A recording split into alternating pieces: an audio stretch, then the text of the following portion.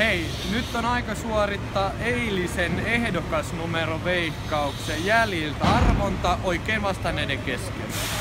Eli mun vaalinumeroksi on valikoitu 103 ja 3 ihmistä arvasi sen oikein.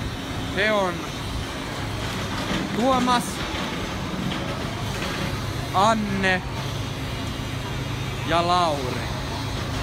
Seuraavaksi suoritetaan arvonta virallisen valvojan Elisan läsnä ollessa.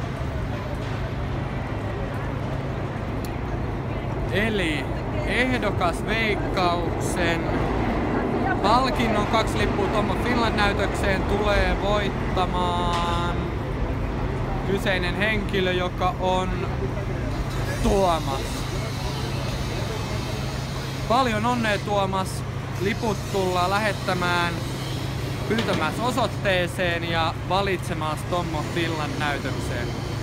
Kiitos kaikille arvontaan osallistuneille ja terveiset täältä New Yorkista. Kuulemiin!